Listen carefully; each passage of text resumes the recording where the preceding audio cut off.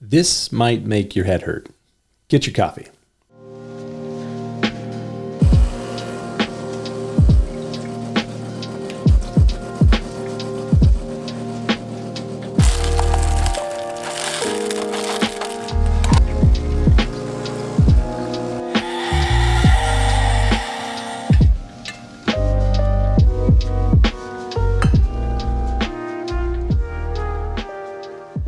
We are living in amazing and strange times. I don't know about you, but I am often in awe of what we humans are able to accomplish. The first book of the Bible records an interesting statement by God of his observation of man in Genesis 11. We read this: "The Lord said, 'Indeed, the people are one. They all have one language, and this is what they begin to do, build this tower up to heaven. Now, nothing that they propose to do will be withheld from them.'" This is right before the confusion of the language at what we refer to as the Tower of Babel. And even though humanity's ability to communicate as one with unified language was not possible for a very long time, in the last 500 years, we've seen a convergence, a unification of language, not just in learning to speak one another's languages, but in the unification of language in science and mathematics, so that once again, we are in the place where nothing that we propose to do will be withheld from us. We are able to do astounding things. The technology that I'm using to do this right now, the video and audio recording equipment, and then the software that I use to edit it and then to upload it, and then the technology that is available to distribute it around the world instantly is absolutely astounding. I've been in awe of technology and science for a long time, and it is as if my mind is blown just a little bit more every single day, whether it is Apple or Microsoft, Google, Amazon, Netflix. All of it is phenomenal. And my close friends know that I'm a fan of Elon Musk and what he has been able to accomplish at Tesla and the Boring Company and SpaceX and now Neuralink.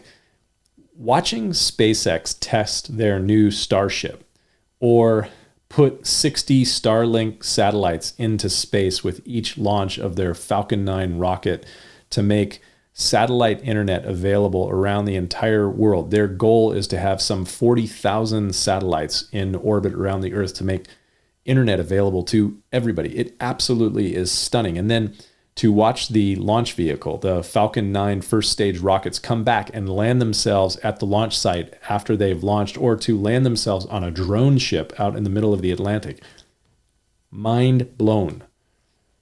And at the end of this year, SpaceX is going to do a fully civilian mission to space. 4 people are going to go to space. Maybe you saw the advertisement during the Super Bowl. I have to confess, I contributed on the website to have my name entered in to go to space at the end of this year. I am totally crazy, or at least that's what my wife and kids think. What does all this have to do with anything in the Bible? Well, I mentioned a company that Elon Musk has called Neuralink. You may not know about Neuralink. You've probably heard of Tesla. Maybe you've heard of SpaceX. Maybe you've even heard of the Boring Company. But Neuralink, this is like one of his newest companies, 4 companies that Elon Musk is operating. And they are working to develop an implantable chip that will be embedded in your skull with these tiny probes, tons of them, that will go into your brain so as to effectively merge humans with machines. I know, totally crazy. But even crazier than this is what MIT grad and Google director of engineering Ray Kurzweil said a number of years ago, that he believes by 2045, he expects that we will be able to upload our entire brain, your consciousness, into the cloud, on the internet, and to attain what he referred to as digital immortality.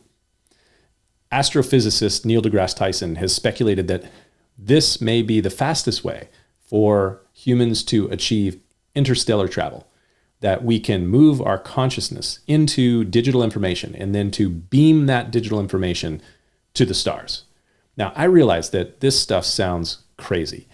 It definitely is the stuff that we once thought of as science fiction, but now it's the stuff that people are speculating could be possible. But when you start to talk about this stuff in non-fictional categories, then it opens up a whole other layer of discourse on something that theologians have been saying for a very long time.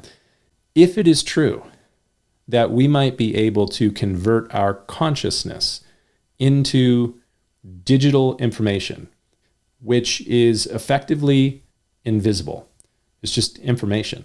It's stored energy. It has no mass. That means that there actually is something about humanity that is incorporeal, not composed of matter, something that has no material existence, but it exists. Theologians would call that a soul, or maybe a spirit. But wait, naturalists don't believe in a soul, or do they? Maybe science is proving what theologians have been saying all along. There is a soul, and it could potentially exist apart from the body forever. And then if there's a soul, you have to ask the question that Jesus asked. What will it profit a man if he gains the whole world and loses his own soul? Or what will a man give in exchange for his soul? Something to think about. We'll see you next time.